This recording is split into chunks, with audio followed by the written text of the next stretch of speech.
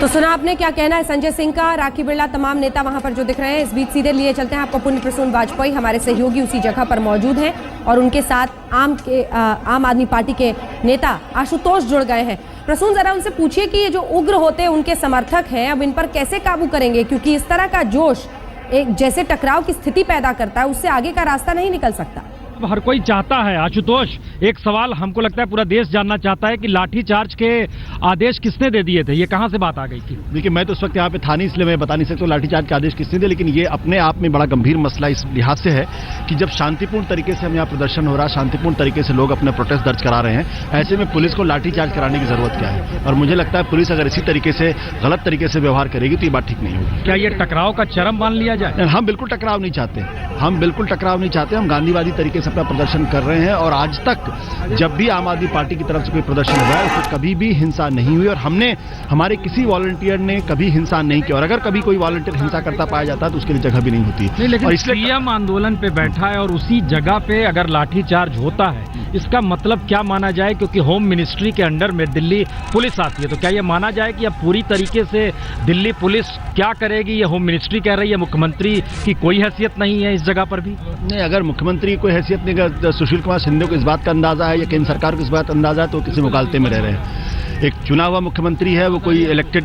Chief minister Congress के नेताओं की तरीके से नहीं है कि वहाँ चुनाव कोई और जाता है और उसके बाद कांग्रेस अपने आला कमान तय करती है उनका मुख्यमंत्री कौन होगा। यहाँ जनता के द्वारा चुना गया मुख्यमंत्री है और मुख्यमंत्री के साथ अगर किसी भी तरीके का अगर कोई सांकेतिक तरीके से किसी तरीके को डिसरिस्पेक्ट होगा तो ये बात जो है दिल्ली के लोग बर्दाश्त नहीं करेंगे। आशु, शिकायत किससे की जाए? मुख्यमंत्री आंदोलनरत हैं, होम मिनिस्ट्री अपनी तरीके से पुलिस को चला रही है, जनता मान लीजिए शिकायत आज किससे करे? नहीं, ये तो जनता ही सबसे बड़ी बात है। जनता ही सवाल का जवाब पिछले चुनाव में उसने दे दिया है कि जिस तरीके से शासन दिल्ली के अंदर चल रहा था, जिस तरीके से कांग्रेस पार्टी और उनके लोग सरकार को चला रहे थे और जिस तरीके से उनके अंदर एक अहंकार और दंभ नजर आ रहा था, उसका जवाब जनता ने स्पष्ट तौर पर दे दिया है। आइए, हिंदुस्तान के इतिहास में कभी नहीं हुआ कि 1 साल पहले बनी हुई पार्टी ने महज 1 साल के अंदर 28 सीटें जीत के ले गए और जो लोग 125 साल 150 साल का जिनका इतिहास है उनको जनता ने धूल चटा दिया। वो 8 सीट पर आकर टिक गए हैं। जो अपने आप को बड़े भारी सूरमा समझते थे वो भी सरकार बनाने की स्थिति में नहीं है। तो जनता ने अपना फैसला दे दिया, इसमें कहीं कोई दो राय नहीं है। लेकिन अगर कहीं केंद्र सरकार को इस बात का किसी भी तरीके से गुमान है कि वो दमनकारी नीतियों के जरिए अगर इस आंदोलन को दबा देंगे तो मैं उनसे सिर्फ इतनी सी गुजारिश और इतनी सी रिक्वेस्ट उनसे करना चाहता हूं कि ये हथकंडा कहीं और अपनाए, यहां पर ना। लेकिन कौन जिम्मेदारी लेगा कि अब दोबारा लाठीचार्ज नहीं होगा? कोई जिम्मेदारी लेने को तैयार नहीं है। कौन जिम्मेदारी लेगा? जिन्हें चोट आई है, वो घायल हुए, उनकी जिम्मेदारी कौन लेगा? कोई जिम्मेदारी लेने को तैयार नहीं है। देखिए, हमारे जो वॉलंटियर जिनको चोट आई है उनकी जिम्मेदारी तो आम आदमी पार्टी के कार्यकर्ता ले रहे हैं और उनके साथ दवा सुष्ठुता करने की पूरी कोशिश हो रही है। लेकिन इस बात की महत्वपूर्ण बात यह है कि पुलिस ने अगर इसके बाद लाठीचार्ज किया तो उसकी जिम्मेदारी सिर्फ और सिर्फ दिल्ली के पुलिस कमिश्नर की होगी और गृह मंत्री की होगी, क्योंकि पुलिस कमिश्नर सीधे गृह मंत्रालय को रिपोर्ट करते हैं। और हम उनको बहुत विनम्रता के साथ कहना चाहते हैं कि कृपा करके दोबारा इस तरीके की हरकत ना करें तो बेहतर है। जाहिर है ये एक बड़ा सवाल है कि क्या वाकई पुलिस कमिश्नर जिम्मेदार हैं? क्या वाकई इन सब के बीच गृह मंत्रालय अब जिम्मेदार है?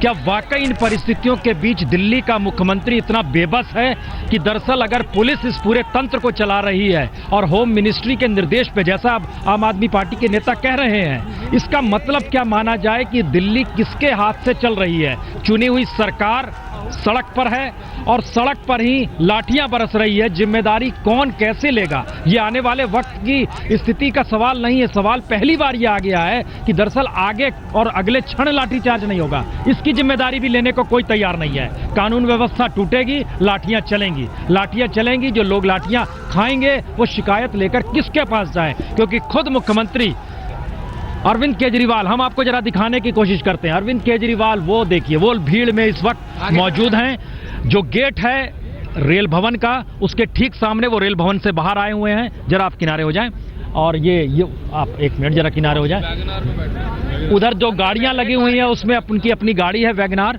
वहां पर वो बैठे हुए हैं। इसलिए ये सवाल है क्या वाकई सड़क से अगर सरकार चल रही है और एक ऐसी जगह पे जो कि वीवीआईपी इलाका है और सबसे सेंसिटिव इलाका है, पार्लियामेंट का इलाका है, राष्ट्रपति भवन फरलांग भर की दूरी पे है, नॉर्थ ब्लॉक साउथ ब्लॉक है, इस जगह पे अगर लाठियां चलती हैं और उसकी जिम्मेदारी लेने के लिए पुलिस कहती है हम कानून व्यवस्था मेंटेन कर रहे हैं और अपने तौर पर सरकार कहती है कि आपको ऑर्डर किसने दे दिया है, तो ये समझिए जरा अंजना की किस स्थिति में आकर दिल्ली अटक गई है।